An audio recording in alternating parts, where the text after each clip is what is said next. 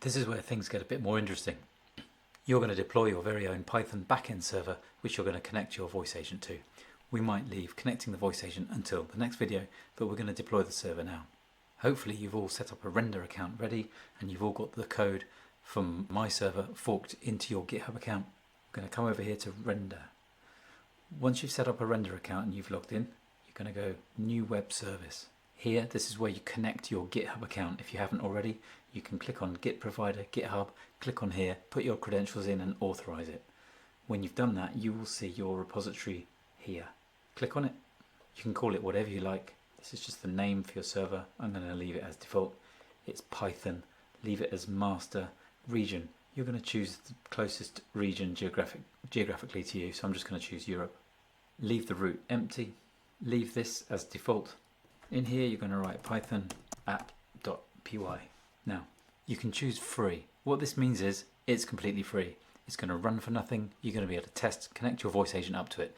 Now the only thing about having a free version of your server is that if you don't use it for a few minutes, it spins down. It's like putting your laptop into hibernation. So if you want to use it again, the next time you use your voice agent, there's a bit of a delay, even up to 30 seconds to a minute for it to kick back in. But if you're using it constantly in testing, calling it, seeing how it works, it doesn't spin down. Obviously, when you want to sell these things, you need to start paying to keep it alive. But for now, let's leave it as free. Environment variables. Environment variables. These are the secrets that your server needs to be able to run properly. Now, in the top one, you're going to type allowed API keys, as it's shown here. I'll put all these details in the description as well. Now, this is the API key that you're setting for your own server. You can put anything you like in here. It's basically the password, the secret that you're going to use in your voice agent so that it can connect to your server. This one, open weather API underscore key. This is the API key that hopefully you would have got by now when I said in the last video or the one before to open an account with Open Weather Map and set up an API key.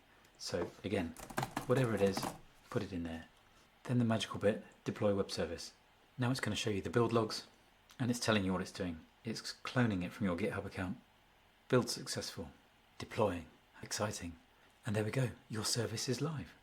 If we scroll back up, you will see here where it says HTTPS. This is the link to your server. If I click on this, this is the back end of your live server. Click on this button and this takes you to the Swagger UI, which is where you can test your endpoints. Now go back a couple of videos and you'll see when I demonstrated doing this on my one. Now all you need here when you go to authorize is the API key that you just set. I can't remember what it is because I just typed a load of rubbish, right? But you'll see that it won't work because I don't remember what the API is. When I go to try it out, it'll fail. Valid API key. But there you go. That's how to deploy it. That's all we're going to cover for now. Get your server live, get your API key, and don't forget what you set it as. Try it out in the Swagger UI and play around with the endpoints on your own server. And the next video, we're going to update your voice agent to connect to your own server.